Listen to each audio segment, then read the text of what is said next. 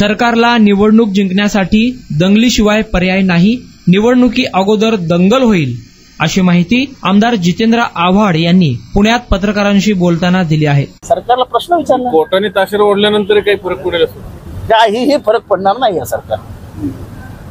या सरकारला निवडणुकी जिंकण्यासाठी दंगा केल्याशिवाय पर्याय नाही, हे त्यांना सरकारला माहिती आहे आणि सरकार हे करत राहणार. निवडणुकीच्या आधी दंगल होणार असं वाटतं? 100% दंगल होणार. हे सरकारच करून आणणार. हे ना ते कारण पुढे करून सरकार दंगा करतो.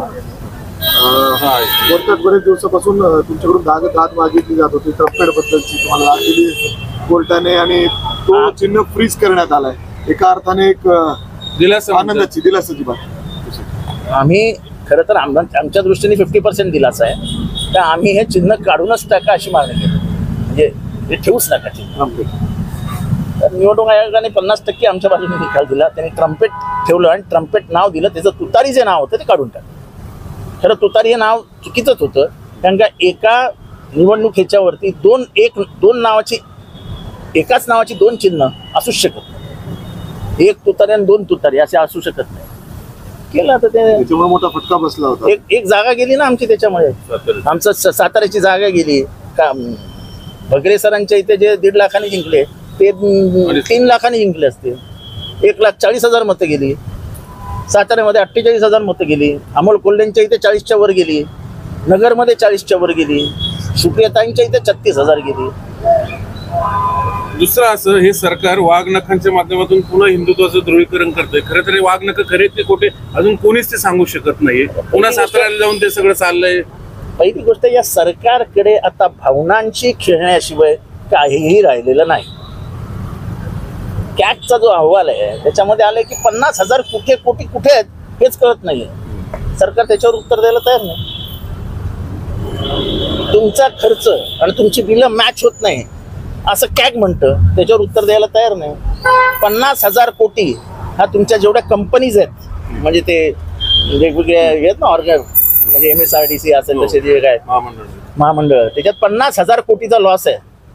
या सरकारने जवळजवळ 75,000 कोटींचे टेंडर ते काय ते आपलं आचारसंहिता लागण्याच्या अगोदर काढलेले आहेत. जमीन संपादन न करता टेंडर काढून कामं सुरुवात करण्याचा प्रयत्न केलेला आहे. प्रत्येक ठिकाणी टेंडरबाजी चालू आहे, कारण का त्यांना निवडणुकीच्या आधी कमीत कमी महाराष्ट्रात 10 ते 20,000 कोटी रुपये जमवायचे.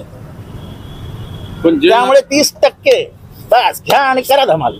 जे वाघनखाची म्हणजे अजून खात्रीच नाही ते वाघनख खरी आहेत की कुठे, तिथं CM DCM जातात. तुम्हाला तेच सांगतो, सगळं शक्ती प्रदर्शन होतंय सगळं. तुम्हाला तेच सांगतो की भावनांशी खेळायचं. शिवाजी महाराजांचं आता एवढंच जर तुम्हाला प्रेम होतं, ह्याच विशालगडावरती म्हणजे त्या खिंडीत, पन्हाळा आणि विशालगडामध्ये खिंड आहे, त्या खिंडीमध्ये शिवाजी महाराज अडकल्यानंतर सिद्धी जोहरनी जेव्हा वेढा घातला तेव्हा तो वेढाच बाजीप्रभू देशपांडेंना शिवाजी महाराजांनी सांगितलं की तुम्ही मागे थांबा, आणि हा तो वेढा त्यांनी तोडला आणि महाराज विशालगडामार्फत म्हणजे त्यामार्फत विशालगडावर गेले. म्हणजे विशालगडावरती पावन स्पर्श झालेली ती जमीन आहे, तारेराणीची राजधानी आहे. कसल्या भावना शिवाजी महाराजांबद्दल, तिथेच तुम्ही आदळआपट केली.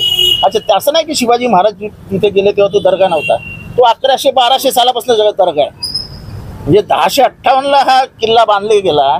त्याच्यानंतरचं हे सगळं बहामनी किंगडम वेगवेगळ्या राजांनी हा किल्ला हातात घेतला आणि शेवटची त्याला राणी तिची राजधानी होती, त्यांची राजधानी होती. कसलं प्रेम तुम्हाला फक्त भावना. करोड रुपये खर्च करून ते आणले वाघनख. त्या ज्या म्युझियम मधनं आणलंय, त्या म्युझियमचं नाव त्यांनी पत्र लिहून कळवलंय की ही नख शिवाजी महाराजांनी वापरली की नाही हे आम्ही सांगू शकत नाही. तरी एवढं कमजम कसं? भावना. बघा आम्ही शिवाजी महाराजांनी नख आणली, बघा आम्ही शिवाजी महाराजांनी नख आणली. काम काय शून्य. दुसरं असं, काँग्रेसने त्यांचे जे फुटलेले आमदार आहेत त्यांच्यावर अखेर कारवाई केली. 5 कोणाची मला अजून खरगेंनीच आदेश काढले. नाही, पण कारवाई केली, योग्य केलं. आणि मी तर आव्हान करीन तिथल्या लोकांना की आले गावामध्ये तो जोड्याने मारा. आदल्या रात्री आम्ही सगळे एकत्र जेवलो, म्हणजे एवढी नमक हरामी. आणि आता गद्दारांना क्षमा नाही हो. महाराष्ट्रात आता खरी निवडणूक सुरू झाली. लोकसभेची निवडणूक वेगळी असते. आता ही स्वत्वाची लढाई आहे, तुमच्या मातीची ओळख आहे. ज्या मातीतनं गद्दारी पैदा झाली तिथली लोक गद्दारी काढून टाकतील, कारण त्या मातीचा अपमान झालाय. जे आमदार फुटले ती माती काय गद्दारांची माती आहे. आता मी सिन्नरला राहतो, सिन्नरचा आमदार फुटला, आमची माती गद्दारी सहन करणार नाही. तुम्ही आमदार काढलेच जाणार, निफाडचा आमदार काढलेच जाणार. राज्य सरकार एवढ्या वेगवेगळ्या योजना आणतंय, तेवढं राज्याच्या तिजोरीत पैसे आहेत? अहो, जेवढा राज्य सरकार घोषणा करतायत ना, तेव्हा भारताचं अर्ध बजेट वापरावं लागेल. भारताचं अर्ध बजेट. पैसे कुठे खिशात न द्यायचेत की नाही हे पण नक्की नाही. अहो, तुम्हाला कॉन्ट्रॅक्टरची बिलं दिलेली नाहीत 2-2 वर्ष. लवकरच कॉन्ट्रॅक्टर आत्महत्या करते. आम्हाला काय करायचं? मेले तर मेले. आम्हाला 30% मिळाले, आमचा आपल्या भावनांची खेळ झाला आणि आमची सत्ता आली, बस झालं. मुडते किती पडले याच्याशी आम्हाला काय घेणं देणं नाही. महायुती एकत्र असल्याचं दाखवते, पण दुसरीकडे मुंबईच्या जिल्हा नियोजन समिती दिलीप लांडेनेच निधी मिळत नाही म्हणून कागद फाडले. आता कसं आहे, आता आलं संपलं, निवडणुकीची वेळ आली. आता काय निधी विधीची अपेक्षा करू झालं. तुम्हाला खेळवायचं तेवढं खेळवलं. आता सुद्धा निधी दिली तर निधीचा उपयोग काय? हे फक्त इथे गुळ लावून ठेवायचा. तुला दिले ना 1000 कोटी. अहो, आमदारकीच्या निवडणुकीत महाराष्ट्राला सांगू इच्छितो 5 कोटी आणि 100 कोटीचा निधी. अशी तर प्रत्येक आमदाराला फोन करत होते. 5 कोटी काय तुमच्या खिशात नाही देता काय? तुमचं काय एफडी आहे काय घरातून आणलेला? 100 कोटीचा निधी देणार, कोणाला देणार आणि का देणार?